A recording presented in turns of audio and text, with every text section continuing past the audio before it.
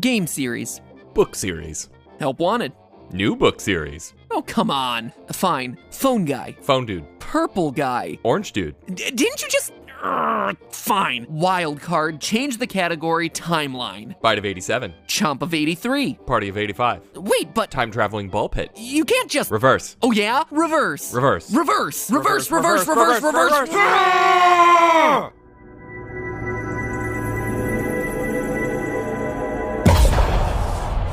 Hello, Internet! Welcome to Game Theory! Another day, another installment in the FNAF multimedia conglomerate. So, at this point, some people in the FNAF community really hate my guts. Like, ring me through a meat grinder and feed me to a rabid dog animatronic levels of hate. Like, for instance, this comment, and I'll read it exactly as written to stay true to his authorial intent. Quote, as a hard-care FNAF fan, he's a embracement to FNAF tourists. He insists on using the box to proof his stupid stories, and they don't even make sense. He sooks and thinks he's smart, but he's not. I wish he would stoop. He then goes on to rant for a paragraph about how unrealistic time travel is in a franchise about robot rabbits haunted by ghost metal, but I think you get the point. And though I use this one really over-the-top extreme comment as an example, seeing stuff like this is a bummer, because I don't know if you can tell, but I really do like this franchise, and I see my role in it as a person just connecting ideas or presenting new threads to consider in a franchise that at this point is massive and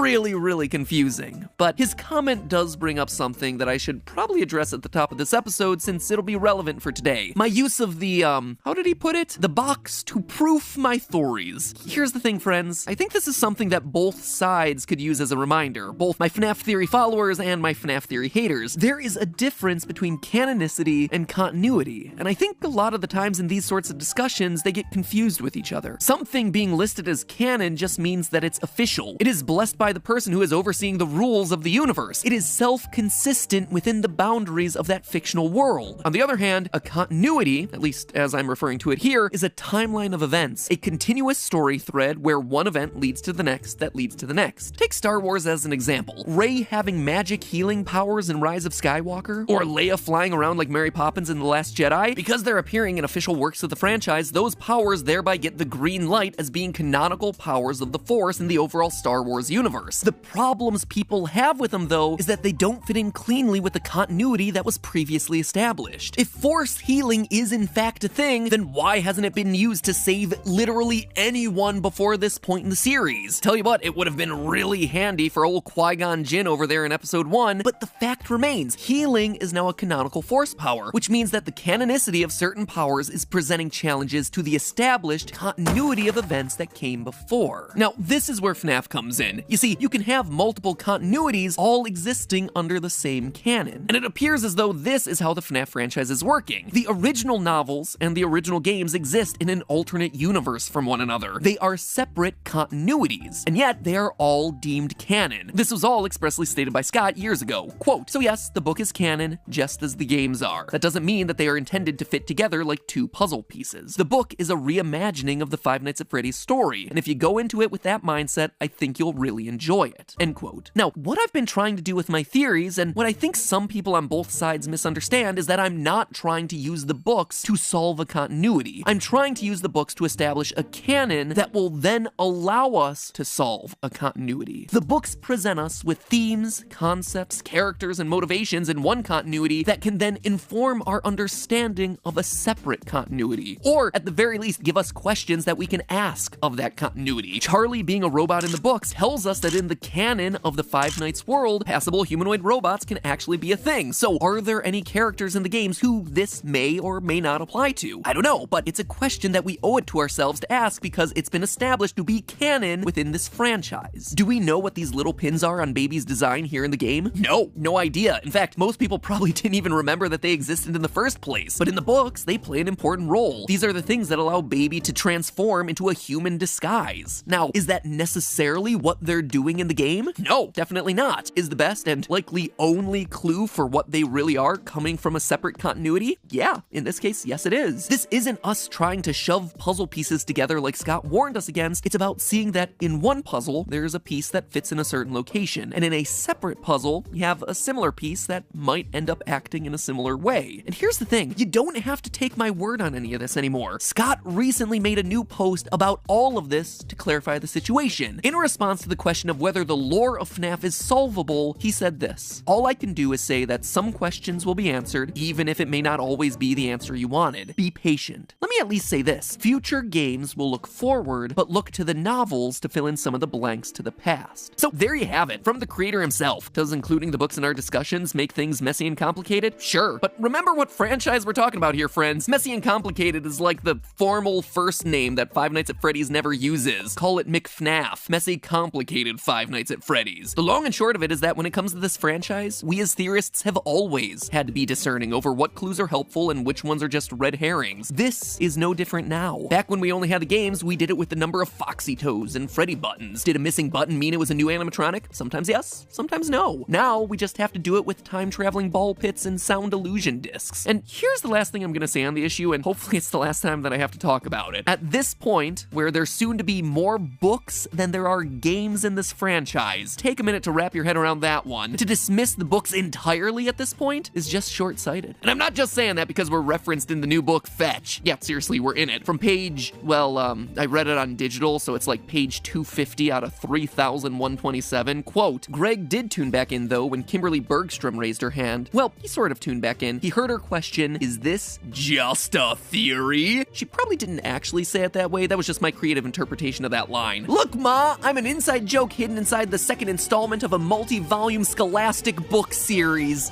Made it. Anyway, meta discussion over. Let's talk about this new book and what it means for the franchise, shall we? Fazbear Frights #2 Fetch was recently released, and it is, well, if I'm being honest, it feels much less connected to the series than the first one. Don't get me wrong, the stories are still really good, if not even darker than the original three. I mean, one has a young girl outright being mauled to death and wrapped in a sheet while she lays there dying, so pretty intense stuff. But the connections to the main lore are definitely a bit shakier this time around. I mean, the first book, Into the Pit, featured cameo performances by Golden Bonnie, Baby, Funtime Freddy, the Missing Children's Choir, and more. This one, meanwhile, introduces us to a lot of new things. A smartphone-powered animatronic dog. What they mean for the franchise, shall we? Story number 1, Fetch. Greg and his two friends, Hattie, and Cyril live near Olympia, Washington. Greg feels compelled to explore an old abandoned Freddy's restaurant where he discovers Fetch, a fearsome animatronic dog with sharp teeth and an even sharper understanding of texting lingo. Quote, "How long has this place been empty?" Greg asked. "Fetch looks like he's older than my dad, but smartphones haven't been around that long." End quote. After getting scared out of the pizzeria, the dog goes on to fetch whatever Greg wants with increasingly disastrous results, killing a dog, ripping his uncle's finger off, and eventually retrieving his school crush in the worst way possible. It's actually a pretty simple story, but there are two big things to call out about it. First, it continues a theme that we're starting to see develop in these books. Kids are being drawn to these restaurants. It's never explained in the story, but Greg feels compelled to go to Freddy's by some unseen force. Quote from the book, "This might be what he'd felt in the field, what had called him here." And again, a bit later in that chapter, Greg was afraid he might not have gotten what he was there for, had he done what he was meant to do, end quote. Greg is now the second character to have some sort of psychic connection to these restaurants. As I talked about in our last theory, Oswald from Into the Pit had the exact same thing, where he inexplicably found himself drawing horrific animatronic monsters without ever knowing about Freddy's to begin with. It's also worth noting that both are the first stories in their respective books. It'll be interesting to see whether this trend holds in future installments. The second important part of the story, though, is that it clearly establishes Freddy's as a place where technology is advanced far beyond where the rest of society is. As I read in that earlier quote, Fetch can connect to smart devices like cell phones despite being older than the kid's parents. The reason I call this out is that in theory crafting for this franchise, I've seen a lot of theorists use the more modern, sleeker designs of the Funtime animatronics to put them later in timelines. But it seems like this story is telling us that those sorts of details don't matter. Freddy's is and will always be fantastically ahead of the curve when it comes to technology, especially technology for kids kidnapping small children. There was a bit more in that story about random event generators and plants/machines being able to read our minds and summoning stuff to you via mental focus, but I can't quite think of how it's important to any of the actual overarching narratives for the franchise, so maybe it's a discussion for a mini-theory at some point down the line, but for now, I'm just gonna skip it. Story number 2, we'll come back to in a minute, as that one has the most to discuss. Story number 3, out of stock. A new plush trap toy, the Plush Trap Chaser, a light-activated chomping green rabbit, is all the rage, selling out at stores across the nation. It also retails for $79.99, so Scott be making those fat stacks both IRL and in the book world for his killer merch. A boy named Oscar, fed up with never getting what he wants, shoplifts the last one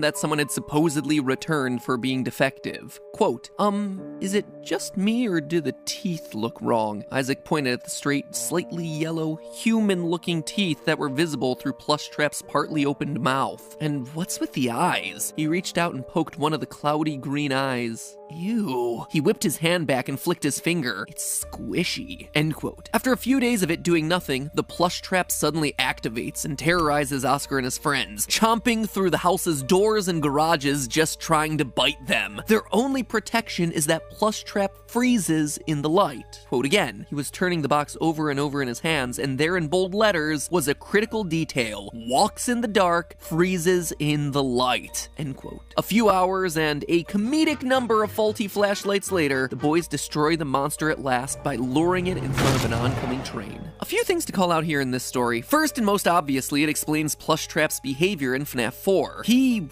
really is just a haunted toy that goes on a rampage and is stopped by the power of flashlights. So it's cool to make that lore connection with Plush Trap's original minigame. We also know, based on the story, that Plush Trap apparently has the ability to mimic voices. He has a speaker system built in under his fur and is able to mimic the voices of Oscar's mother and friends. Now, this is a really interesting detail because up until this point, the only voice mimics in the franchise have been the Funtime animatronics, with their built-in systems intended to lure children away from their parents so that they could be grabbed. This suggests the possibility that Plush Trap was either a prototype for those larger models, testing out the voice mimicry software, or was himself a Funtime-era animatronic. Whereas up until this point, all us theorists have classified him alongside the other nightmares from FNAF 4. But the last and most important thing to call out, though, is the fusion of human parts and animatronic parts. The story makes it very clear that the plush trap Oscar runs away with has both human eyes and teeth. Quote from the book, Raj turned to Oscar. You managed to steal us the only plush trap chaser that looks like a half-human hybrid. End quote. Now, this idea of a half-robot, half-human animatronic is a completely new concept for the series. But is it? You see, in FNAF 4, we had ourselves Nightmare, the black, transparent, spooky bear that, if you looked closely enough, had a human brain in its head as a part of its design, a detail that pretty much all of us dismissed. I mean, all of us glossed over Nightmare in general as just like the embodiment of death, the game's Grim Reaper as the crying child slowly flatlines in his hospital bed, or, you know, just a figment of the boy's haunted imagination. But with this context from Fazbear Fright, could Nightmare have actually been a real experiment? Was William Afton in his quest for immortality, or Henry in his quest for more lifelike robots, testing the human brain's ability to survive in and operate an animatronic body? This would make Nightmare the literal Frankenstein's monster for family entertainment dining. And even though I say that jokingly, it's also something that appears in the Curse of Dreadbear DLC for FNAF Help Wanted, where we actively program a brain and insert it into Dreadbear's head before Hand Unit tells us this. Well done.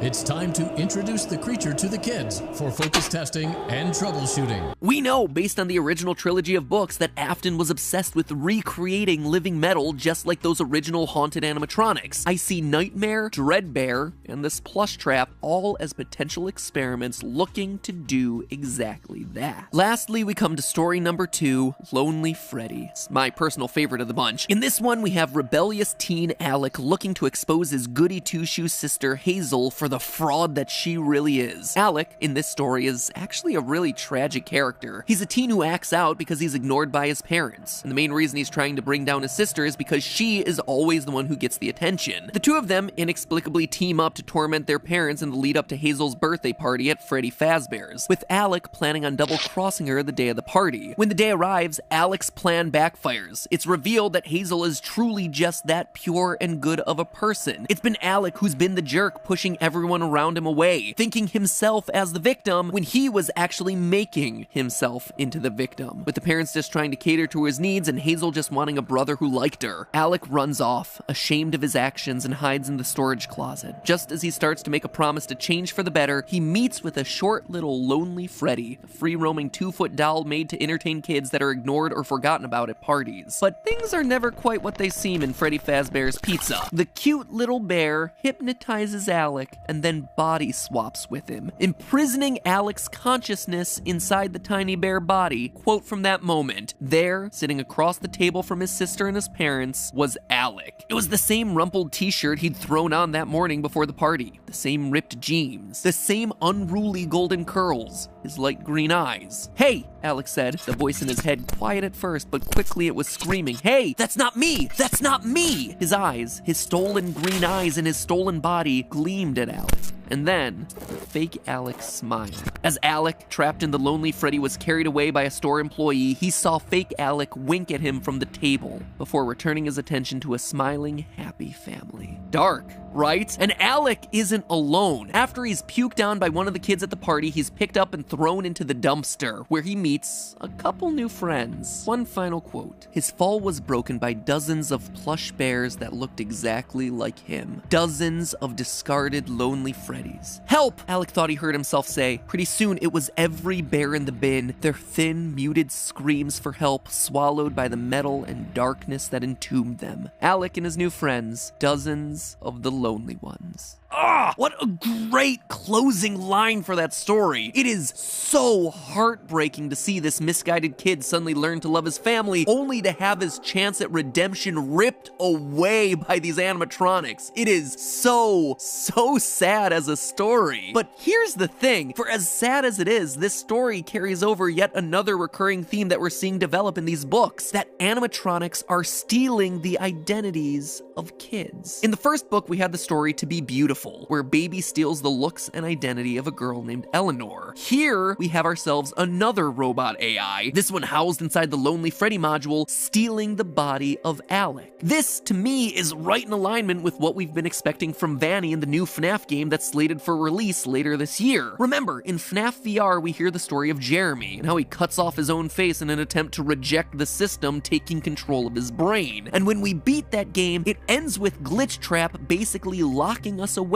and taking over our body. We let him escape through us. But what we thought was happening on a small scale, one person getting taken over in one game, instead appears to be happening to kids in pizzerias everywhere. It's further evidence supporting this theory that I did on FNAF VR, where the story from this point forward is basically Afton creating an army, a cult, a bunch of brainwashed, or more accurately, body-swapped people hiding in public, hiding in plain sight, taking over bodies one by one. Kinda makes you wonder what FNAF 2020's got up its sleeve, right? But before we look forward, we actually have to look backward. You see, there's one last topic I'd like to explore with this final story, but it's a doozy. It's the parallels that this story has with FNAF 4. In fact, I believe that the Lonely Freddy story is helping us to solve what is one of the longest standing mysteries in this franchise, and also one of the strangest inclusions that we've never really had a solid answer for to begin with. And that, my friends, is the true story of Psychic